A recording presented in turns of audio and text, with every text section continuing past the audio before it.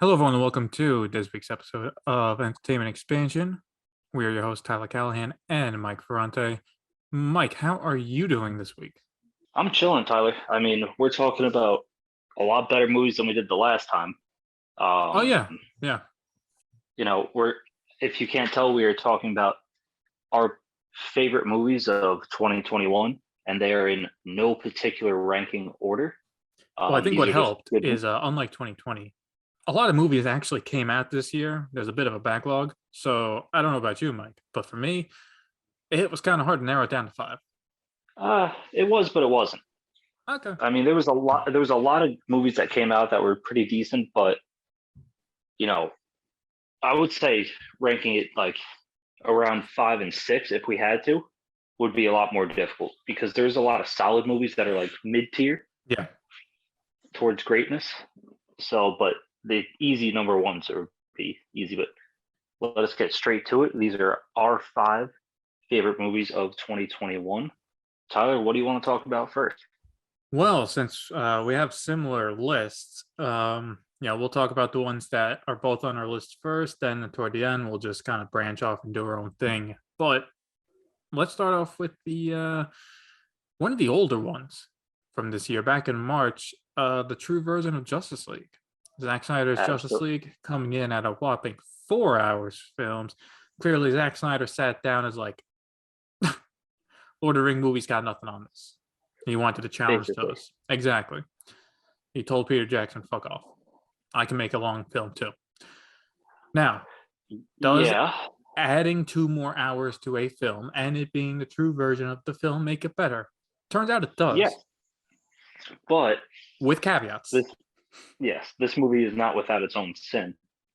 Uh, There was a lot of scenes in the movie that you're like, all right, this really could have been cut well, or besides it the could have 20 been minute shortened. intro, that could have been 5 minutes. Oh yeah, I mean the singing parade for Aquaman leaving the town.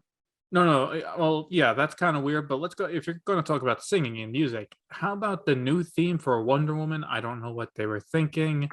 The theme in her own movie and in Batman v Superman was a lot more badass. And if I had to hear it 30 times, I'd much That is rather true. hear that theme than in slow motion. It's like, Yeah, Zach, I'm not with you on this one, man. It's like first time, fine. This is a 4 hour movie. This is a marathon. it really is. Funny enough. Yeah. But I mean, it the longer runtime did wonders for a lot of different characters. I mean, Cyborg's actually a fleshed out character, and his arc was actually pretty well done. Mm-hmm. Um, it Flash made is the even Flash better. a lot, Yeah. yeah, a lot less annoying to watch. Uh, and even overall, Batman's less quippiness is Yeah. quite All the wonderful. cheesy jokes and stuff in the Whedon version, a lot of that's cut out, which is great. Yeah, This one thing this does not fix is, again, this is kind of how he envisioned it, but like it is very much lacking Superman. Like yeah, that's one thing that's actually very similar to Whedon because like he shows up halfway through, he disappears, he shows up for the final fight. That's more or less the same structure in this movie. So if you're looking to see more Superman as proud and happy, when he comes back, you're not going to get that. no, I mean, you will get a lot better fight scenes in the end there. Absolutely, yes, yes. We see So that Darkseid. is, yes, we do. Like And first he's time live badass. action will probably be the only time for the next 5-10 years. But hey, we see him in live action. The voice is amazing. Steppenwolf Steppenwolf was a isn't lot a better. bitch. Yep. He's not. That's great. Or how about even you mentioned fight scenes. How about the prequel, like the history war lesson of the original war on Earth with all the Oh yeah, gods and Atlanteans? Like, oh boy, with that. Darkseid and I mean, instead of just give Steppenwolf. me like an hour-long movie of that, please. Um, Absolutely. Green Lantern still gets no respect even 1,000 years ago. But hey, I guess just to wrap this off, with this at this point likely being Zack Snyder's last DC film, Unfortunately. at the very least, I do gotta thank because I didn't expect us to get this, but at least one proper conversation between this version of Batman and Joker. Yes, it's in the future tense where a part two and a part three would have been, where everything's gone to hell. But those last 5 minutes were great. And while I would love to see a Justice League 2 and 3 dealing with that and bringing Superman back from, being under with Darkseid and all Yep. that stuff. I'm happy we got this at least, you know? Yeah, I'm gonna have to agree with you. I mean, if it kind of ended the DCEU that we kind of know for the past few years or Mhm. past decade, basically, Yeah. it did go off on a high note. Because if it ended after Justice League, that would have just been depressing. Yeah. Obviously, we still have DCU, but from Suicide Squad on, it's obviously changing a bit. Some for the better, some for the worse. We'll see what Yep. it entails. But with that, Mike, what's another movie we have on both of our lists? You pick. All right, let's stay on track of the DC. Let's talk about the better version of Suicide Squad, shall we? Yeah, just the not just like the Suicide Squad. Yeah, is this like the first time in like 5 years where it's back to back great DC movies? I'm trying to think because Possibly. like when did Shazam come out? Was that 2019? Maybe, Because Shazam the Joker, that's a good back to back kind of. but they're not really. They're not really, same. Well, DC, but okay. Yeah. But anyway, Suicide Um, Squad, James Gunn was given carte blanche to do whatever he wanted. We got some male Philly. genitalia because of it, but we also got a really good movie, a funny movie. Personally, and some great acting from John Cena in it. I mean, look, I knew John Cena can act. If you watch him some of his comedies, you watch him in Bumblebee, you know he can act. But he killed it in this role. This is his best role. Oh, absolutely. I think one thing that helped this film compared to the other Suicide Squad is that each one at least gets one moment to shine, if not more. Yes. Because, of course, we all know everyone's favorite Suicide Squad character is Slipknot, the guy who can climb anything, any wall. Yep. Like that kind of stupid bullshit. With this one, from Idris Elba, you have Margot Robbie, even Stallone as Shark. That was fantastic. Like what?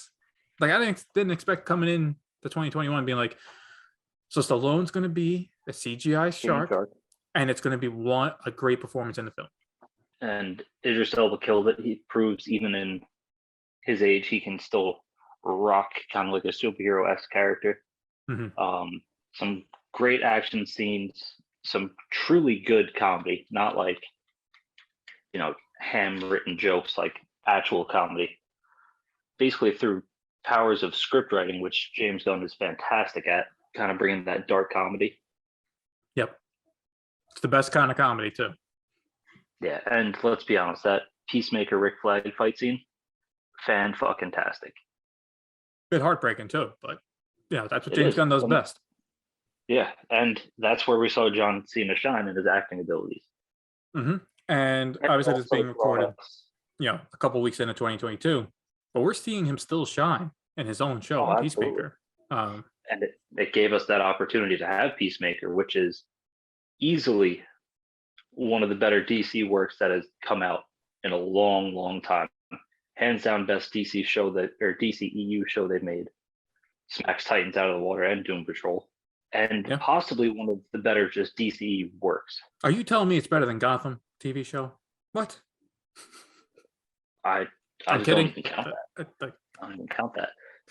I would rate it higher than Wonder Woman 84. That's a work of art.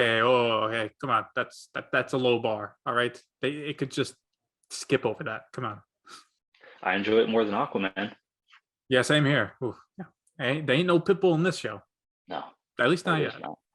But if I was to give this movie a small criticism, is James Gunn handled some deaths great, like Rick Flag, and that was very emotional and stuff. The first batch characters that kind of just died on the beach, yes, it kind of set your expectations for how the film's going to go, but I would have liked to see them a little more before they all died. Gruesome deaths, like an extra just 10-15 minutes. Yeah, especially Jai Courtney as Captain Boomerang. Yeah, that one kind of sucked because he was actually good from the original. It's one of his better roles too. Yeah, he kind of fucking nailed it. and they're just like, yeah, let's just kind of end you here. Fuck, man. I understand why they did it though, because you need to convey to the audience it's not just the new people that are getting killed immediately. Yeah, Hey, look, he's a fan favorite from the movie no one likes. He just died a gruesome death too, so anyone can go.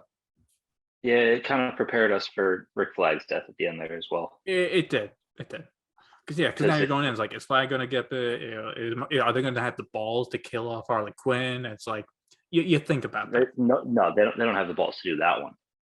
You never know. You never know. Just multiverse. She comes in after post Flash and from another universe. Whatever. Does it really matter at this point? No, I guess not. Because if you want to start, bringing up plot holes or how this universe works, you're telling me Flash, Aquaman, see this giant starfish on this island? It's on national, international news. No one's assigned to, hey, maybe I should check on that. Yeah, it's a good point. Yeah, Aquaman, you can swim over. It's a giant starfish. I mean, it's an alien one, but Yeah, it's a starfish. Flash, he can just be there in 2 seconds. And by the way, this is not a criticism of the film, but if we're gonna go with they don't have the balls to kill Harley Quinn and just write some plot bullshit, I mean, we can throw it back at this movie. All right, so I will give you a question. Do you want to do one of our movies that came out recently, or the last one that was like early on in the year?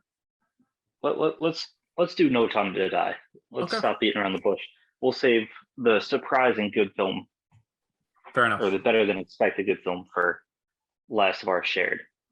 So No Time to Die, like we said in our episode previously, wrong title for the film because he found time to die, but it was a proper send off because it was truly a James Bond story. This ain't no Spectre.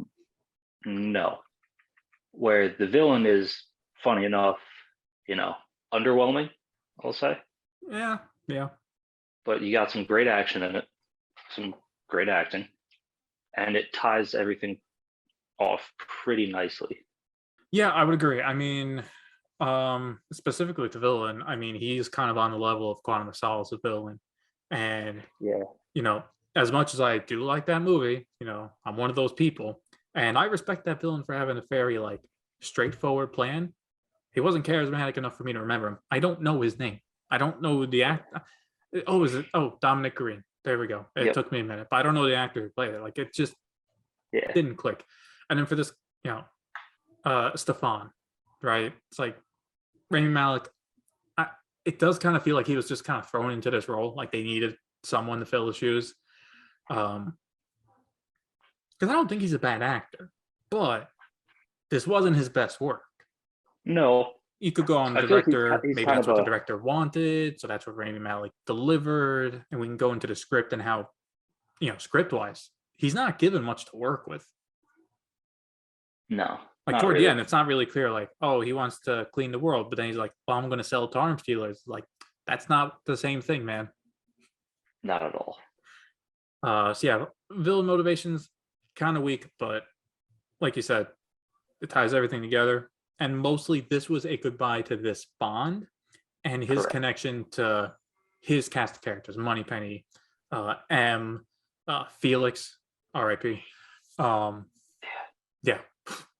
I kind of knew that might have been coming. Like, ooh, damn, that sucked.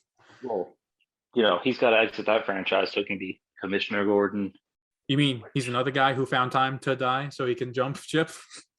Yeah, because Daniel Craig's got his new franchise. He's got to keep up and running. Yeah, but hey, we should also give a shout out to the action in this film. Oh my God, fantastic! That scene where they're going through that base, him and the new 007. Well, actually, I want to be more specific. 3 scenes stood out to me. Cuba with the American agent by Ama de Armas, who she needs her own film as this character. The entire fight scene was great. The woods, while not very action packed, I thought built a lot of tension with the fog and the not knowing where the Range Rovers are coming from. Thought that was really well done. But for the base, the tracking one shot where he's running back, going up the staircase. Oh, that is good. Yeah, that whole the whole climax of the film was fantastic. Can we say this worked. is the best action in a Daniel Craig Bond film? Oh, easily. Okay. I mean, the first one was straight up, you know, uh, a spy film. There was some action in it, but it was mostly spy work. Yep. And this was a proper action send off. Oh yeah, props enough. All right. So the last movie that was both on our list was Judas and the Black Messiah. Came out earlier in the year. Yep. Believe it was straight to HBO Max, one of the first movies that it hit. No, I actually did have And a theatrical release. It's just that no one went to see it in uh, back in February. So if anyone saw it, it was probably through HBO. but man, this movie was good. I had a feeling it was going to be a solid movie, but I didn't expect it to be that good of a movie. Mm-hmm. Jesus, the story to it, the script, the history behind it, especially coming out right after Trial of Chicago 7. I mean, outstanding performances from the whole cast. Yeah, no, talked about the acting on this was great. Personally, I didn't want to like look too much into the history of this like specific event because I wanted to see how the film would do it and everything. And yeah, I looked up afterward. Jesus, I mean, Yeah, our government can really do fucked up things. yeah, they can, Yeah, yeah, uh, especially during like that era. yeah, yeah, Ooh, absolutely. shit, that was when police corruption was all time high on fucking every level. But this was just overall a fantastic adult drama, real world topic, historical event, and you know, if you want to learn a bit about American history, especially in the 60s, 70s during this time, this is a must watch. This is a must watch. Absolutely. So, Mike, what is your last film on the list? It is going to be Dune. Now we talked about it before, but Dune was a cinematic masterpiece. The whole film was visually outstanding, except for that one scene. I won't bring it up again, but acting was fantastic. Action was holy shit. That Jason Momoa fight scene. I mean, Hmm. come on now. Yeah, Let's be honest here. That shit was awesome. Him is kind of like knife fighting, and I find it interesting that guns are not as much used in this world.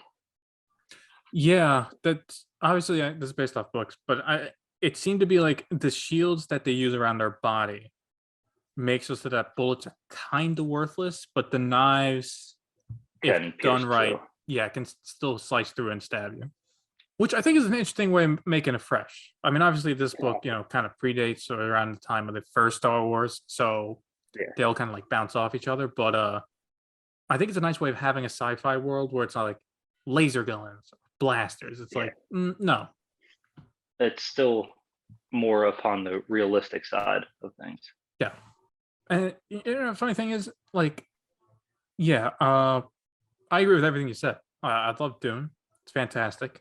It's not in my top five, clearly. It's number six. If we were gonna push, but I personally had nothing to hate about this movie. Again, for me, this is why this year doing a top five or just even grouping five was kind of hard because this easily could have been if Judas wasn't that good or if Justice League wasn't Yeah, that good. Dune easily be in my top five. The acting was great all around. You know, Dennis Villeneuve knocked it out of the park again. I had no doubt that he wouldn't have. I mean, the guy's made Prisoners, Blade Runner, yeah. Sicario. I mean, dude, He, like he kills it dude, so far every time. dude knows what he's doing. Except Enemy, kind of a little weird, but hey, yeah, who hasn't had a weird movie? Yeah, Uh, that's true. and actually, the thing I'm happy about this because I was kind of worried that this is going to be one of those big budget films that no one responds to, and just Yeah, this actually was one of Warner Brothers' biggest films this year. It has made $400 million at the box office. A sequel's already been greenlit, and if everything works out, they're going to which is start filming that this year. not surprising. Yeah, because I didn't really notice because I didn't really know the franchise. There's a part two coming, and there's even possibly a part three. This can be a whole blown trilogy with the amount of books that are out there. So he's got content to work with, and I Absolutely. can't wait. All right, Tyler, So hit me with your last movie. Yeah, well, this is not going to be a surprise to basically anyone who goes around reading or listening to top 5, top 10 movies of 2021. I'm going to be that guy, like everyone else, and put Spider-Man No Way Home in my list. Now, I am. I'm surprised it's that high on your list. it's I didn't expect it to be, but honestly, as a film, and I'll do this as very little spoilers as possible. As a film, it works on multiple levels. It works as a finale to Tom Holland Spider-Man, or at least his high school years. But it works on multiple levels to the point where if this is the last we see of Tom Holland Spider-Man, let's say a contract dispute, whatever, this is a perfectly fine ending.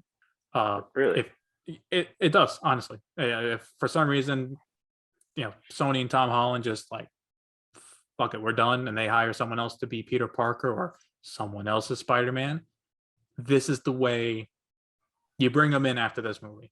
Okay. Now you can use obviously it's also set to where he can just play another 10 Keep going. movies. Yeah.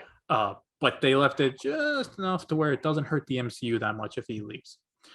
But this wraps up his current trilogy with his current cast. It does give us a bit of a bookend on some other Spider-Man. It does. I'm not going to say what, but it does give us some peace about that. So overall, I think it was a great movie. It was actually, I was worried it was going to be a little too funny, and it actually bounced out the humor and the action and the serious moments pretty well. I also got to mention cinematography for this film. For John Watts, I hear one of his criticisms as a director is that his movies look pretty bland, or at least the last 2 Spider-Man movies have been. This is his most cinematic movie. It was different. Now I didn't look to see if he switched up his cinematographer, but this looks like it looks at times like a super serious drama film. Some of the cuts they do. That's interesting. Which surprised me for an MCU film. Like this kind of challenges. Eternals does it for longer, but like the look of this movie looks a bit different. Now some of it looks like normal MCU films, but some moments, yeah, it's serious. But if I was to give it a criticism, boy, they keep doing my man Doctor Strange dirty. Oof. Yeah, it seems like that's the way they were going. Yeah. Again, not going to really spoil it, but if you're looking to watch this movie, expecting big Doctor Strange moments, you're going to have to wait till May for his own movie. That's all I'll say.